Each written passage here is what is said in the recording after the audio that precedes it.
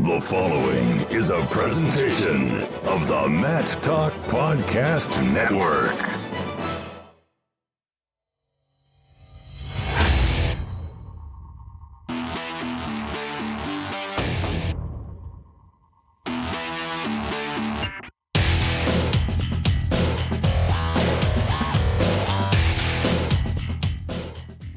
Episode 624 of the Short Time Wrestling Podcast. I am your faithful and trusty host, Jason Bryant. News, reviews, previews, and interviews from in and around the sport of wrestling.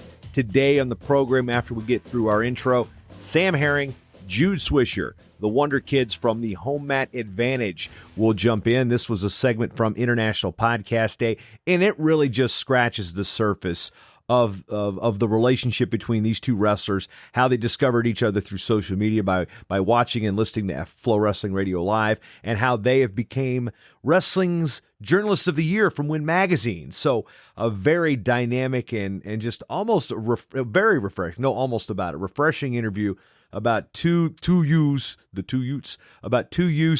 youth wrestlers now moving into high school that have done wonderful things with the sport of wrestling and technology, and really become one of the most listened to shows that I find. When they put out a new show, I want to make sure I'm listening to it. So to get that perspective, it's not like old media. It's not new media. These are athletes. These are kids that are giving you a perspective unlike anything you are going to find in wrestling. It's that unique. It's that refreshing. It's that awesome. So Sam and Jude will be on after we get to our Rockin' Wrestling Fact Drop, which I'm not ready to give you just yet, because the big story that has come out this week in wrestling is the World Championships and how USA Wrestling will not be sending a team. And before I go any further, I actually had said this portion a couple times. I'd gotten into detail. I went into some stats, facts, and figures and things that I found were important to justify my point. But honestly, I don't want to waste my time or your time. Ultimately, the traveling party from one country, in this case USA Wrestling, is more than just 30 athletes.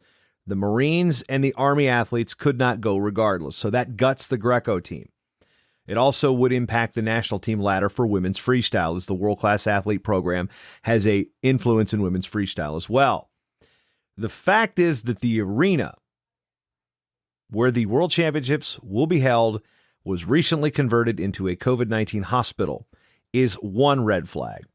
Two, the 70 other delegates who come with USA Wrestling on these trips are also liable with their USA Wrestling memberships, their coaches, their employees, their athletes, their training partners, their media. There's a lot more than just the 30 athletes that say, well, let them go, let them can't go. No, you can't go unattached.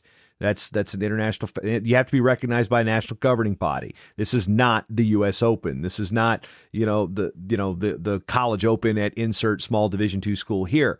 This is a world championship, and it's again that world championship that wasn't even really scheduled. So I'm not really sure where all the vitriol and the ire is over. But yeah, you want to throw stats, but oh, this county has more COVID cases and hospitalizations than Serbia does. Yeah. We're also closer to our own medical care, which is one point Rich Bender made. But if you want to compare that hosting a tournament in Iowa is comparable to hosting a tournament where you have to get two connections to get to in a major Eastern European world capital with wrestlers from over 100 different countries that have varying degrees of health care, the standards in some countries we know are not the same as the United States. And you know what? Some of the cleaner countries in Europe are looking at us going, we're not letting Americans in. So just sit back and relax, realize, okay, if we lose a world championship that wasn't even supposed to be scheduled, is it that big of a deal when the career goals of these athletes are Olympic based? We know we're going to have the Olympics in 2021. At least that's what we're being told. That's what we're planning on. This extraneous world championship was not on anybody's radar. And honestly, as of October 20, I don't think this is even going to happen. I just didn't think it was going to happen when they announced it. Said, no way. Those are just my thoughts. If I'm asked, I'm 99% not going to go because, again, I worry about exposure overseas because not necessarily for my health, but I'm going to bring back something. My daughter's medically complex. Somebody on Twitter said I was being selfish for thinking of me instead of the athletes. Well, I'm going to think about my family when I make my decisions to cover these events, just like the athletes are going to make decisions about their families and their close bubble of people. And another thing with the bubble, if you compare it to the NBA, come on. They spent how much money on that bubble? Do you think UWW's got NBA money? Not a chance. Okay? Not a chance. So to make comparisons to a domestic professional sport in the United States to an international event bringing in at 3 different styles, 3 different cycles of athletes, those athletes don't all just come at one time and stay for 12 days. They're coming in at different times. It's just the logistics of it make this thing, to me, impossible to do with the same protocols that we would have in the United States. And yes, we have no mandates. All right, I am going to get off this soapbox because if you're listening to me right now and you disagree with me, you're going to get on Twitter. Fine, that's fine. Or you're going to say something that's going to justify your position. Fine, that is absolutely fine. That's your opinion. This is my opinion. This is my show. Take it for what you think it's worth. Now, do you think I'm being selfish by using myself as an example? Fine, that's also your prerogative. But remember, when running an international event, you can't just run an event with just athletes. Who's going to run everything? Is Adeline Gray going to come out from the back and run the clock during Greco? No. It just doesn't work like that. I feel like the comparisons to running a domestic event in Iowa with 1,000 kids and Serbia different. It's Serbia, okay? It's Serbia. Think about that. It is not Montgomery County, Maryland. It is not Myrtle Beach, South Carolina. It is not within our country. We do not know everything that's going on outside of our borders. So I don't think we can make a logical rationale to justify this. That's my point. That's my soapbox. That's my opinion. That's what it is. Now, to get to better things, it is the Rockin' Wrestling Fact Drop for the day. Oh, boy. You know what? I'm just going to go with really short time because I went on a little bit of a rant there. But again, hey, you're free to your opinion. I'm not going to dislike you because I differ from your opinion on you think we should go or comparisons. I just don't think that they make sense. I don't think they're apt comparisons. Now, really, really short time. Mount Hood Community College earned its only Wrestling All-American at the NJCAA level in 1982. Why is this called a really, really short time? Well, the program was short-lived as it was dropped after the 1984 season. That's my rant. That's your Rockin' Wrestling Fact Drop for here, October 23rd, 2020. Hope you guys have a safe and awesome weekend. We got Super 32 coming up. We got other stuff. It's going to be fun. So we got snow on the ground here in Minnesota. But as always, I'd like to thank you for spending your time with me because you've always got time for short time.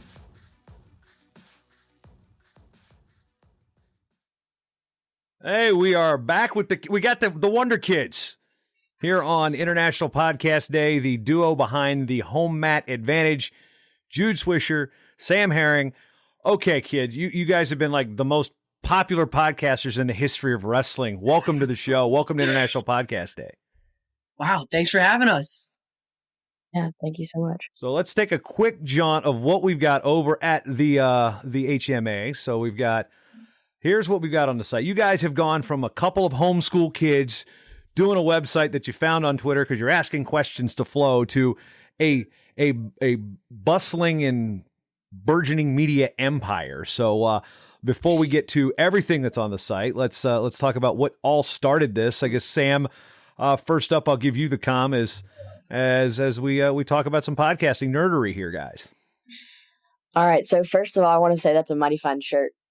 It looks really good. Brand awareness, gentlemen. That's awesome. I'm like I said, it's hashtag got Sam and Switch over here. You got Tony Rotundo texting me right now. Tony's going to anchor the adult portion of the show. You guys should not be up when that comes around. When you get to recovery time, I think you're old enough now to figure out what that means. But yeah, okay, Sam, go, start. Let's roll. I like the shirt. You're right. This is a crazy story of how everything got started, how Jude and I met each other, and just where everything has branched out from, I guess. So it all started when, I think Jude and I got a Twitter right around the same time. The summer of 2018 was about when we both got Twitter. Which is like ancient history for people your age. Yes. Right, exactly. Such a long time ago. But the reason we both got it was because of FRL and we learned that you had to ask questions. Like, in order to ask questions, you had to have a Twitter. And so when I would ask questions, I would always ask it from my mom's account. And so on FRL, they would be asking a question. They'd be like, and this question's from Shannon Herring. And eventually my mom got so mad at me that I'd followed thousands of wrestling profiles and accounts. She was like, Sam, just create your own Twitter account. So I created my own Twitter account on her phone. I didn't have a phone at the time. And I started asking questions.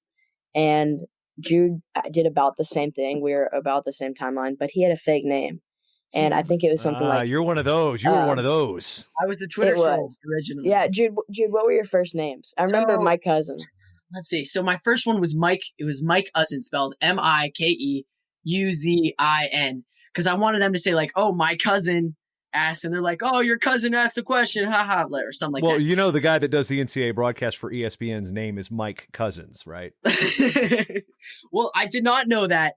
You know it now. I guess that now it's impersonation. I'm glad I don't have that anymore. You're no longer a troll account. No longer a troll account. On two different effects, yeah. Yes. So, and then I would have I was like, Nomad's worst take or something like that, or like, all sorts of stuff. Yeah, like a lot of people had something like that. Yeah, a ton of people. You go in there, lots and lots and lots of people. And then, so I met Sam through Twitter because he would tweet all the time during the day, like all the time. And I would be on Twitter instead of doing my schoolwork.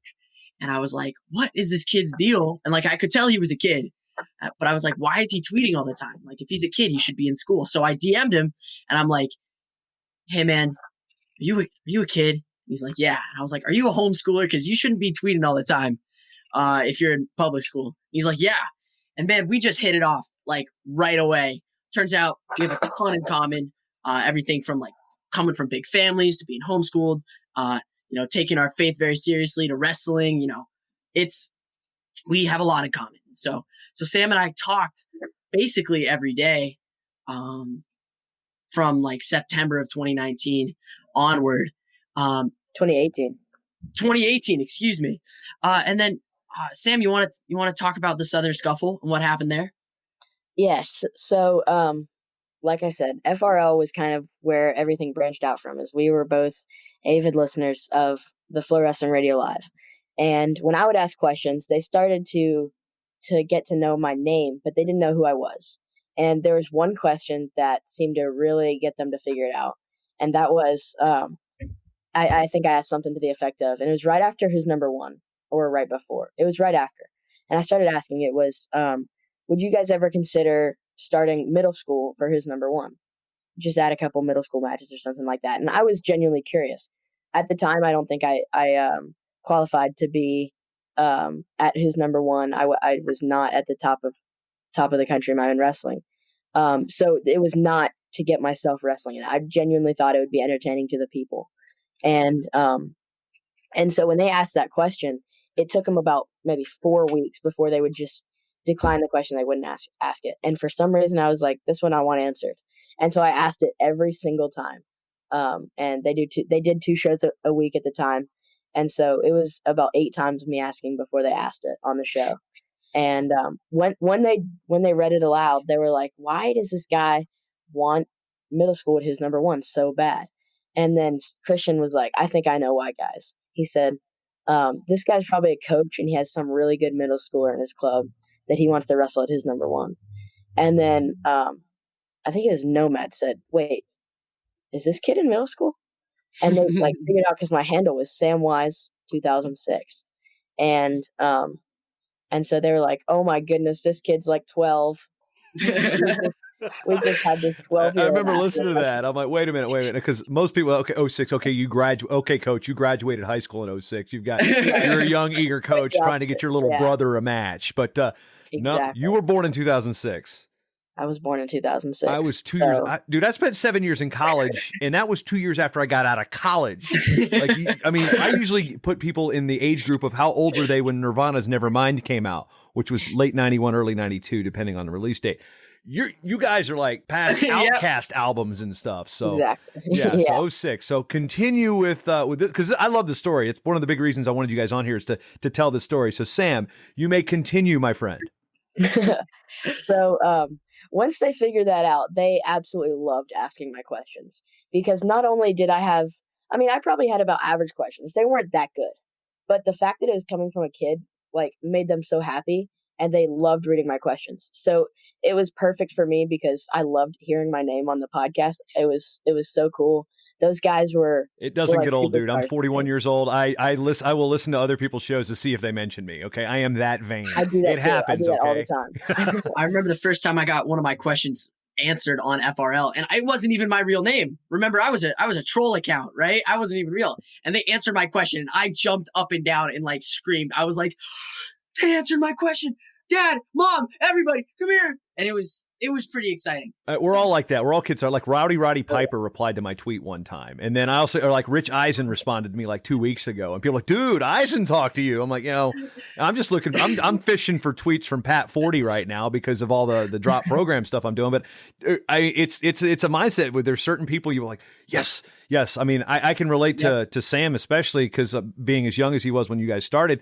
I used to call sports radio back home in Virginia. I was in fifth grade. I was 10 years old in fifth grade, calling 1310, the daily sports radio, talking about all sorts of stuff. So I've been where both of you are, minus the wrestling stuff. So I was definitely recording myself with the cassette off of when I would be on the show. So now with podcasting, you guys record evering. So I think we're still getting to the podcast story. So Sam, I'm interrupting again. Continue. I'm being a bad host.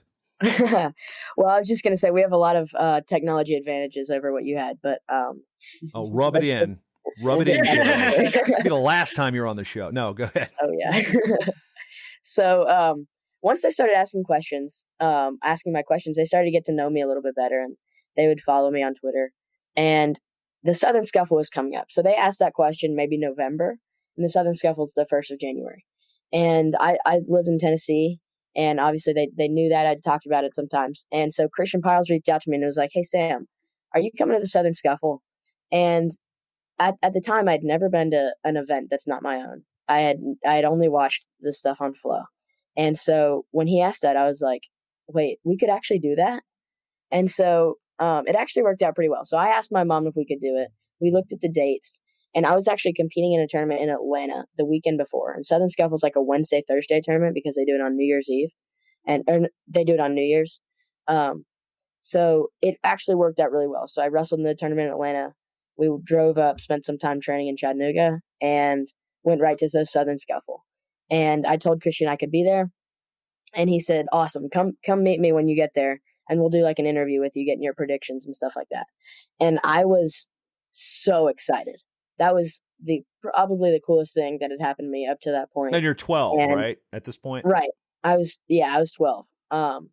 So I was studying all the guys in case he asked me something, and so I knew so much about everybody who ended in that tournament. I studied a lot for that tournament, and I showed up. I talked to Christian for a while, and it was really cool. So I talked to Christian, and then like Tony Ramos would walk up, like say, "Hey Christian, how's it going?" And then be like, "Hey, what's up, Sam?" And I'm like, "What? Tony Ramos? I love it. What in the world?" And so it was the coolest thing. We got a picture. Eli's my little brother, and he came with me. Yes, the one who's an aficionado of the chicken wings, right? Exactly. Okay. Yes. So that's actually where the story got started, in that conversation where Eli's like fame on chicken wings got started. But anyway, we got a picture with the Flow guys, and Christian posted it on Twitter and said, "We finally met Sam Herring." And the comments just started filling out with people like, "Have Sam commentate. Have Sam commentate. That would be so cool." And I would open my Twitter and have about 60 notifications, like, of getting followers. And which for a 12-year-old is like, are you kidding me? It was absolutely insane. I had to shut off my notifications because my phone was going buzz, buzz, buzz. And it'd drain your battery too. You don't want that to happen. Exactly. Yeah, you don't want to do that at a tournament. The next day, I had a wrestling practice at a high school there in the morning, and I get out of the practice and I open my phone, and it's DMs from Christian Piles, and he's like, "Hey Sam, everybody's saying they want you to commentate. If you're here, if you're coming today, we're glad to have you commentate. Just let me know when you get here." And I was freaking out in that car ride home because I came with friends, and I was like freaking out, like I'm about to go commentate the Southern Scuffle. So we got back there, and I walked up to Christian. He showed me how to do it. He put a headset on my head. I sat on the floor in front of a mat with my phone in my hand for like following how the guys did in the tournament for stats and such. And I commentated about 5 or 6 matches, and everybody loved it on Twitter and said we want more of it. I commentated the semis on FlowZone that night, and I had so much fun. And I had about 1,000 Twitter followers that came from that weekend. And getting in the connection with Jude here, Jude. So you're about 2 years older, right? So you're going to be. Is this your junior year or your sophomore year? Currently, this is my junior year. Okay. At the time, I was my freshman year. So yeah. Yeah, because and here's the thing: when you're in high school or high school age, you're not going to hang out with middle schoolers. Come on, man! Nope, like never. That 2-year age gap is like a wall that cannot be broken. I still don't even like talking to Sam. Yeah, but you guys have done it for. I mean, let's see. Let's look at my numbers. So as we've got it, you guys have where to go? You have 33 interview show, 33 of your HMAs. Then you have 50 interview shows, and you got 37.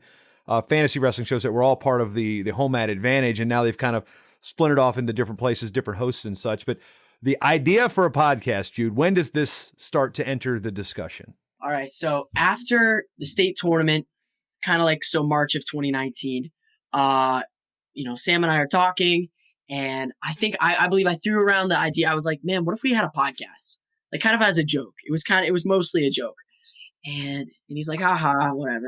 And 2 weeks later, he sends me a link to Anchor, which is, for anyone who doesn't know, you can make your own podcast for free. It distributes it, edits it. It's super helpful. So he sent me this link to Anchor. We checked it out, and I was like, I guess we're doing this now. So I took my birthday money. I bought a Blue Ice Snowball as my first mic. Sam used his AirPods. We called for the first time ever. So I heard Sam's voice for the first time in my life. And then 30 minutes later, we made a Twitter, Gmail, and made our first podcast. And it was like 6 minutes long. And it is probably the worst thing I've ever created in my entire life. Like just horrible. It was really bad. Everybody's first podcast is their worst. I don't know if you were listening to Kyle Klingman and I earlier, but we were talking about our first episode of Wrestling 411 in 2008 with Tom Brands, and it was unlistenable. It's still on the web. Don't worry, folks. Your first podcast is always your worst. So, you've got a 6-minute show. You've got at the time Tennessee. Sam, you live in Mississippi now. Is that about right? I mean, because so actually, that's where I'd lived. I'm in the transition to Pennsylvania with Young Guns. Okay, so that's where I am right news now. break. But as far as in the.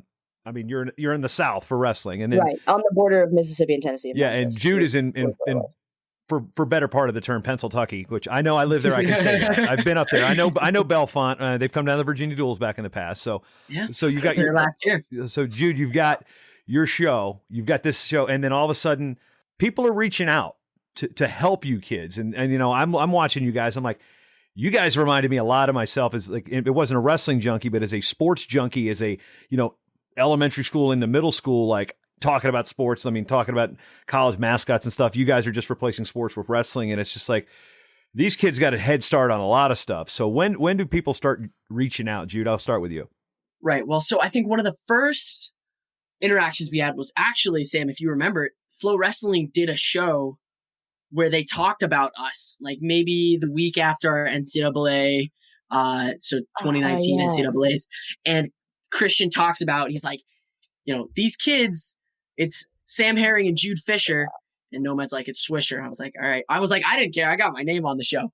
Well, it's better than my cousin. It's way better than my cousin. And they talk about how like Sam had a take about Vincenzo Joseph leaving his head near his knee on in the semifinals or whatever like that. And how Sam had noticed that. And when he pointed it out, Christian was like, these kids pay attention and these kids know what they're talking about because they're wrestlers and they know how to articulate, their knowledge very, very effectively. So I remember that was like big. And because they told them like, hey, go check out Home Mat Advantage. And then a couple weeks later, after about our 4th episode or so, we get an email from this dude named Tony Rotundo. I had no idea who he was. I think you're taller than he is, though. Already. A little bit. It's a good bit. It's a good bit taller. Sorry, Tony. Did Tony tell you he was a cadet world silver medalist in Greco-Roman? Yeah, 'cause because there was told us two people in his bracket. I don't know if he leads with that. I was second at the Bethel Open in my first tournament, so Nice. I can't relate. So he reached out to us, and all he said was like, "Man, you guys are doing something very special, and you guys have the ability and the promise to be something great. And I'd like to help you guys out, like whatever way I can." And then from that day, where that's April of 2019, where we only had 4 publications or 5 publications at the time, like bad podcasts, not good. But he was able to see through like this kind of raw, unedited product. And he saw Sam and I, and he saw our attention to detail and our articulation, and he offered to mentor us basically. And so while the official term is a sponsor, Tony is way more than that to us. He's a mentor. He's a friend. We talk to him every single day, and without him, we would not be anywhere near where we are now. And he's a fantastic guy. He takes the best photos, like without a doubt, the very best photos right now. And it's very exciting to have him on our team. And it's been exciting to watch because I've worked with Tony for a number of years, whether it be for, overseas with UWW. He's part of our Wrestling Media Association, but he's also said you guys were definitely going to come out to hawk some stuff here. So we can go over to see Jude's wearing the hat already. I got the shirt. We got some gear there with the home ad advantage. And I guess, we can go in at length about what all this stuff, what the name and all that stuff comes from. But you got the homeschool angle, you got your podcast out. You guys are now reputable media outlets. You guys were named, Win Magazine named you guys Journalists of the Year, but you guys hadn't even met until Final X at Rutgers. I need to hear that story. I mean, we've only got 10 minutes left in this session, and we're just scratching the surface of what you guys are doing with podcasting. So, and the media empire you're building, because in 20 years, I'm going to be the old guy. But I remember when I had you. Actually, I'm 60. I shouldn't be talking like that. But 20 years, I'll be 60. 20 years, you guys will be. Never mind. We won't even go there. Don't even talk about it. Yeah. So you won't even be 40 yet. You won't even be 30. Well, you might be 35. I don't know. What are you, 15? I don't know. Whatever. 16. Right now. Okay. Now he's driving. That's even scarier. Oh, it's scarier. So driving to David Taylor's practice camp. So let's talk about meeting at Final X Rutgers, because that was where I met. That's where I got the HMA shirt, because that's where I met the Herring side. Jude, I don't think I caught you there right away. You did, actually. I did. So okay. Right after the event, we just connected and talked. It was exciting. Sam, do you want to talk about Final X and like the whole thing that basically went down there? Yeah. So I'll run through that as quickly as I can. So we obviously, when we started the podcast, we never thought we would cover an event. That was not something in our plans. That's not what we knew a podcast host would do. But through talking with Tony, he kind of sparked that idea, because I would be in Pennsylvania for that summer, and obviously Jude lives really close to Rutgers. And through that, Tony had the idea, and we were like, well, how do we do that? We can get media credentials. You don't have to just get tickets and you can be on the floor. What in the world? And so he showed us how to do all that, and really, he did all the work. He did very little. And so he set it up. He helped us get there. And that was the first time we had talked for about a year at that point. We had started a podcast. We had done so many podcasts. And I don't even know if we had done video podcasts. And so I don't think we barely knew what each other looked like. Yep. we met each other. Oh man, it was funny too. We met each other for the first time there. We met each other outside of the rack, and I remember I saw him, and we walked towards each other, and it was like kind of awkward because we're like, "Is this the guy? Is this Sam Herring? Is this Jude Swisher? Are we sure?" And I was like, "I think I know you," and went up and I gave him a hug. And Sam is left-handed, so he put his head on the wrong side of my body. So super awkward hug, really weird. I was like, ah. He's also at that time, he still probably is. He was a good head shorter than me, maybe a foot. So it was just, it was unprecedented. But man, when we got into the rack and like it's popping, like it was exciting. Everyone, that was a great event. That was just an awesome event. So fun. And it was the first session. I did miss and the first session. And the press conference. Sadly. I saw that. I was at a piano recital, came for the second session. But even we like, weren't joking when he said homeschooled, Jason. yeah, Was we're it, joking. was it your recital or was it My recital? Yeah, I performed, and then we got in the car and drove to Rutgers. Yeah, we were actually meant homeschooled. We're gonna, yeah. I mean, because I've been meaning to have you guys on the Short Time Show proper to explain. You've only touched the surface, man. This is crazy. I love the synergy between you two guys. I love the fact that I mean, I'm not trying to make this about me here, but I love that some of the things that you guys are doing at your age were definitely things that were going through my mind. And then before I was at age 40, I got to announce the Olympics, which was one of my goals. You guys have athletic goals more than broadcasting goals, and Jude, you being up there with I don't know. I think I know what that shirt says there. Yeah, that's an M2 shirt. So right up there in State College and Bellefonte in that area of Pennsylvania, there's wrestling goals you guys want to aspire to attain. But let's look at the podcasting goals in the near future in the short time we've got left here. Sam, I'll start with you. For the podcast, I would say right now we're just trying to hang on and produce content. We have not. We have been very slow. School is getting very hard for both of us, and wrestling is starting to pick up. We've got Super 32 in a couple weeks, and so we're trying to hang on and create some content right now. But we've been growing lately, and so it's been easier to create content not through ourselves. So we have just started 2 extra podcasts, the HMA Fantasy Podcast hosted by Jacob Hughley and his 2 co-hosts, Seth Gross and Jack Mueller. And we just launched the Wrestle Like a Girl podcast. That one, Mason Beckman and Jude and myself are working on doing interviews to help grow the sport of women's wrestling. And so we have a pretty large team right now with Mason, Jacob, Seth, Jack. It's a lot easier to create content, and we don't always have to do it ourselves.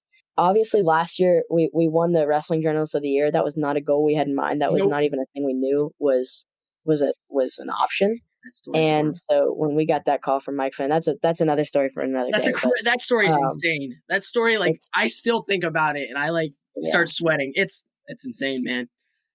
Yeah, because again, impressive. And here's the thing: I've been a member of the Media Association, which we haven't done our awards yet since I was in high school. So, yeah, I mean, I wasn't even on the radar at that age, and you guys are. I mean, again, you've got the technological stuff, but it's been really refreshing to watch a couple of kids with the real passion for the sport because you come through and I look at the historians that have since passed on, and I'm going through magazines and stuff like AWNs from the 50s and 60s now, just trying to rebuild my own history. You guys are coming through. You've got it locked up. So when people like me are gone, you guys are there. And then after you guys, there'll be probably some kid that's waiting to listen to FRL. It's like 8 right now that will be inspired in a similar manner. So I just think what you guys have done has been really, really impressive. I'll get you guys on to talk more about the journey and go dig deeper on these shows on a short time. But for right now, Jude, thanks for jumping in there and doing it. And as I talked to it, it's like, okay, is Sam going to join too? And I'm like, heck yeah, you could join. I'm surprised. I mean, just the link was there. It was wide open. So hopefully I'll run into you guys, maybe call your name over the PA at one of these future events. Cause usually when you hear me, it's usually a pretty big event. So not to pat myself, I'm waiting to hear that. I got to tie myself, my ego into this somehow. So, right, of course. So, gentlemen, as always, it's a pleasure. And again, watching you guys from afar, it's just been amazing. And thanks for having the time to jump in on International Podcast Day. Maybe next year you guys can do your own thing with people under the age of 25. See what you get. I don't know. You got a pretty good following there. So, any final thoughts, Jude? I'll kick it with you. Yeah. Hey, man, this is just from day one. I just got the biggest shout out to my best friend Sam Herring. I can't do this with anyone else. You're my man. You're my main man.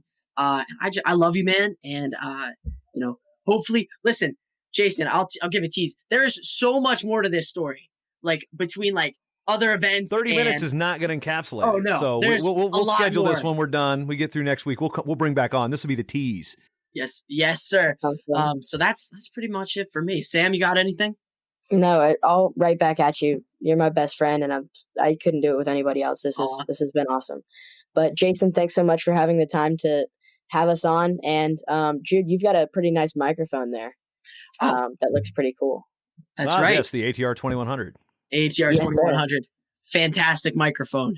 Thank you so much, Mr. Jason Bryant, for having us on the show and for helping us out in more ways than I can count. So, you guys aren't going anywhere, so might as well Let's get that handshake early on. So, gentlemen, Yeah, right? for Jude and Sam, this has been, I guess, what hour are we in? We are at 12, coming up on 12. I don't even know. We're coming up on 1 o'clock. I don't even know what time it is because we're almost 4 hours into this, 10 more to go. For Jude and Sam, we'll see you on the other side of the flip.